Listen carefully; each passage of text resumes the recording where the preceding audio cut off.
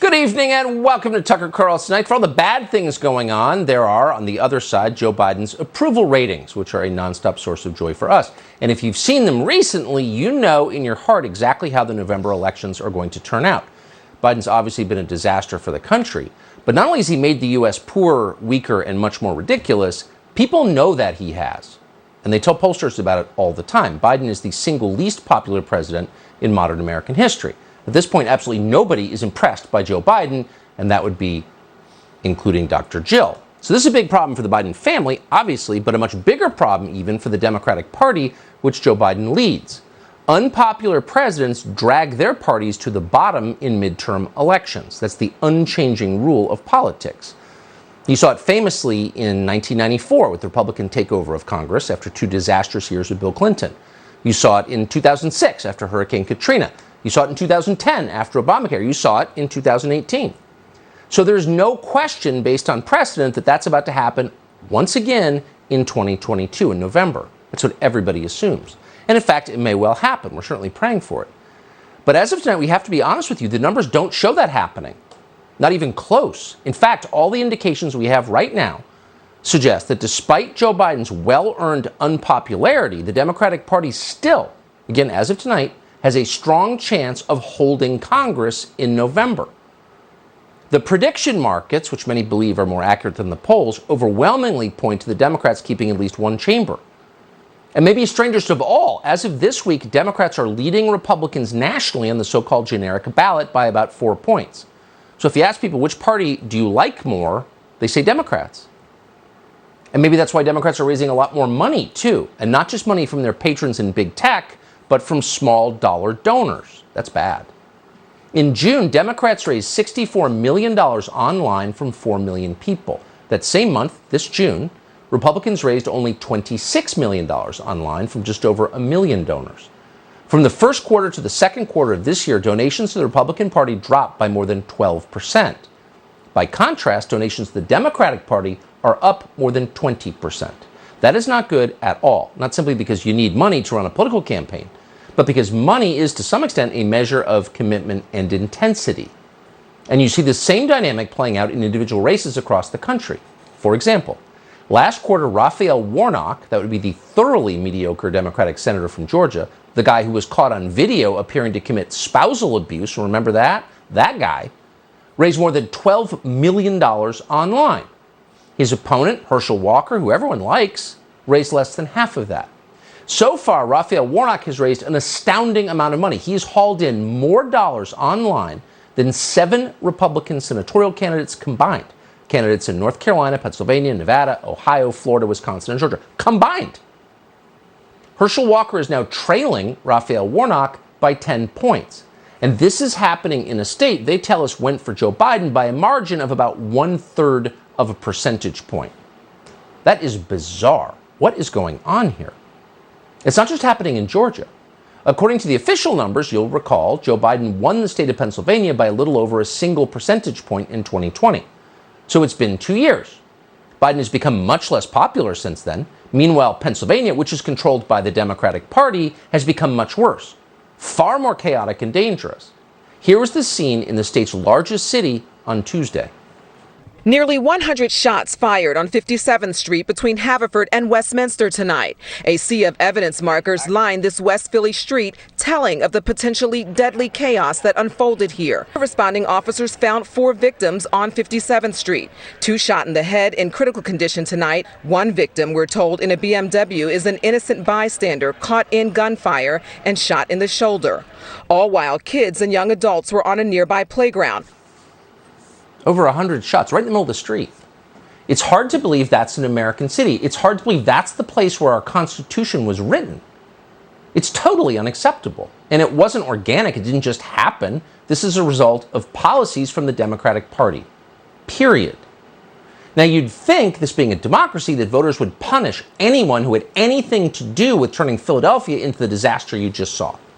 And John Fetterman certainly did have a hand in that. He's the sitting lieutenant governor of the Commonwealth of Pennsylvania. Fetterman now wants a new job. He's running for the U.S. Senate. He's the candidate. And in some ways, John Fetterman is the weakest possible candidate you could run. He has, obviously, a very public record of failure. He also had a devastating stroke this spring, which is sad, but it affected him. Here he is campaigning for Senate. You can count on us to eliminate the filibuster. If you come out and step with us, we will be able to stand with you in D.C. And let's get some stuff done for America. I gave away the lieutenant governor in Pennsylvania, the only lieutenant governor in the history to do that. So this guy is everything you'd think wouldn't work. He's radical, for one thing. Let's eliminate the filibuster. Oh, good idea, John Fetterman.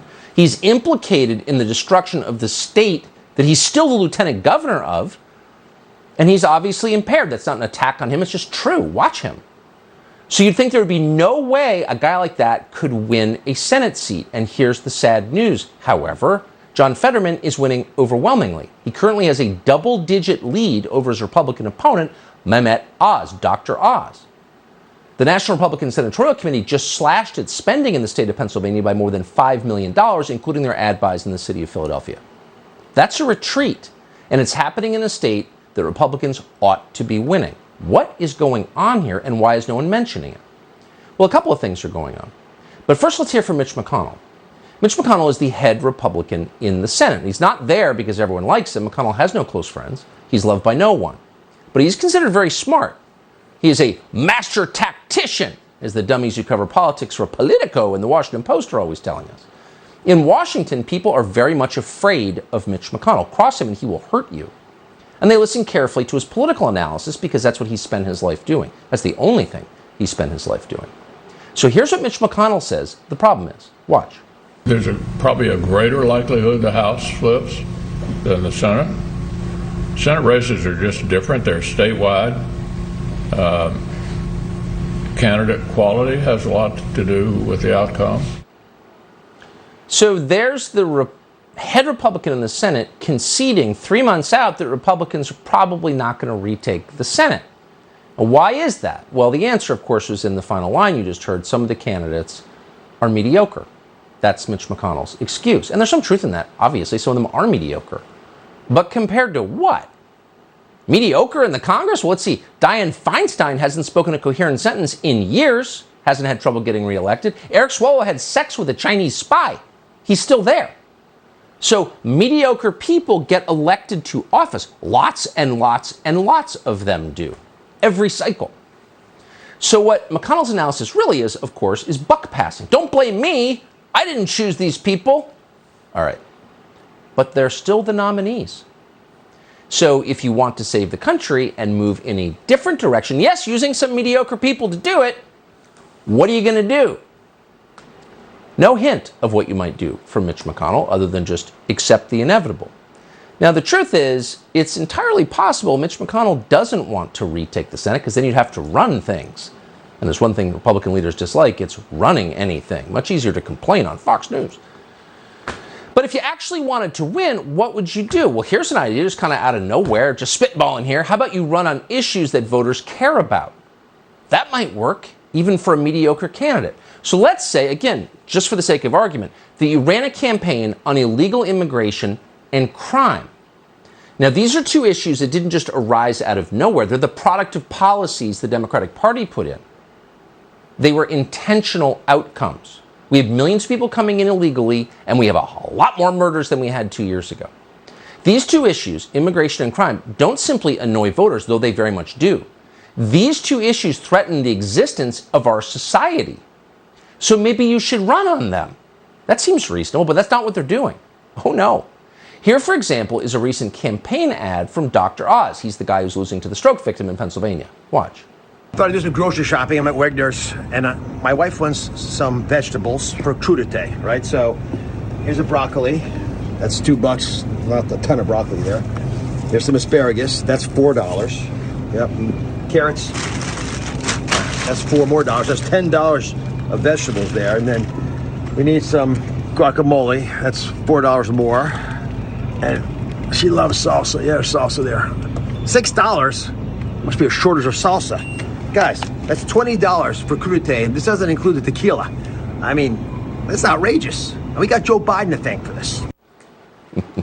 $20 for a crudité, whatever that is. It's obviously very easy to make fun of that, but it's not entirely a stupid ad if inflation were the salient issue here, the generational issue of this campaign season. But it's not. Inflation's terrible. It's making people poorer. We actually could tank the US dollar. These are all big, big problems. But changing the population of the United States, allowing people to be murdered in the street, letting drug addicts live on the sidewalk and sending them crack pipes, that will change everything forever. These are offenses against the most basic rules of any civilization.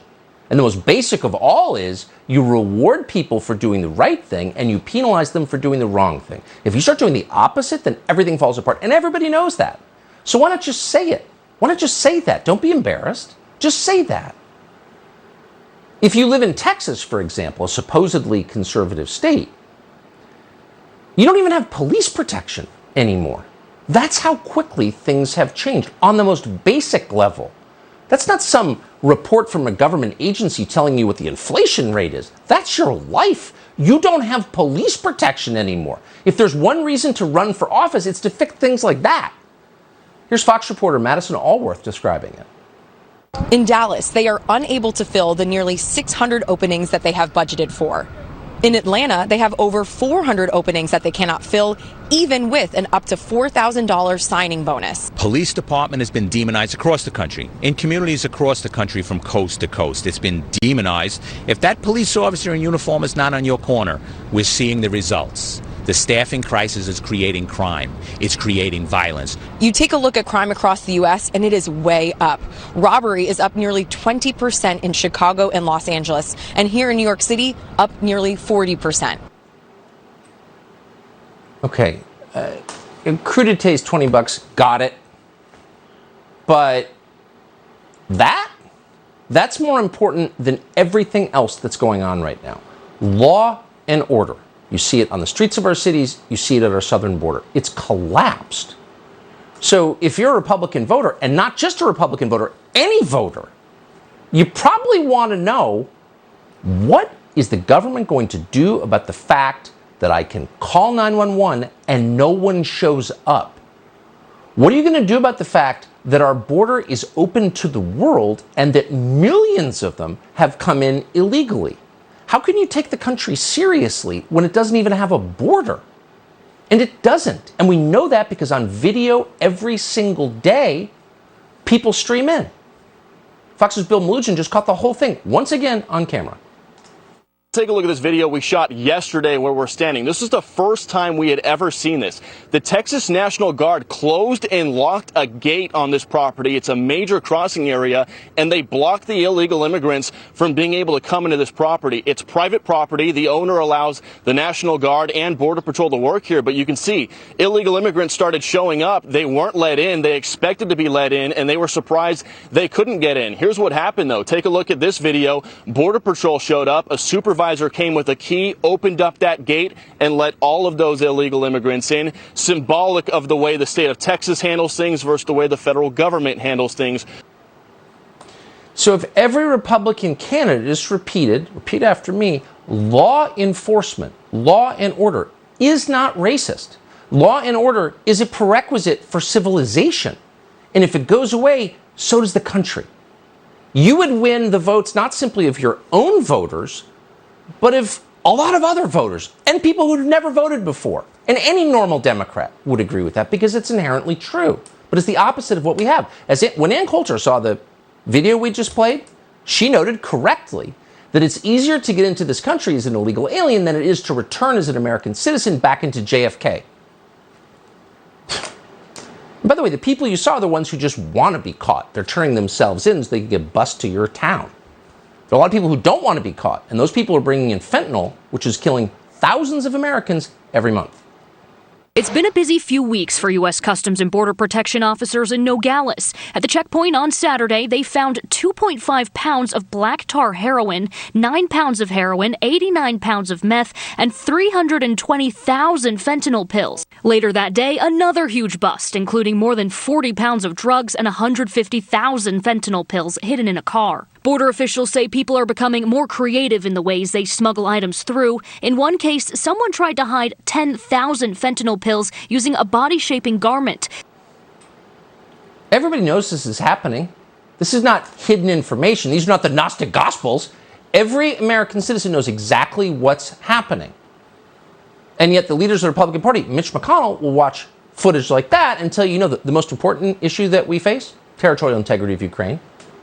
And then in the same breath, will tell you there's nothing the Republican Party can do to avert historic humiliation in the midterm elections. But the truth, as you well know, is that the people who run the Republican Party don't actually want to do anything about it. There are candidates who are talking about this stuff. J.D. Vance in Ohio, Blake Masters in Arizona, Joe Kent in the Pacific Northwest.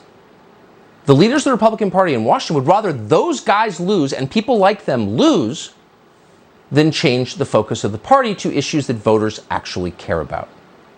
But the truth is you can't win elections unless you listen to voters. They're telling you what they want. Republicans have less than 3 months to figure this very simple riddle out, or it's going to be an actual disaster. Stephen Miller has been following this since the beginning.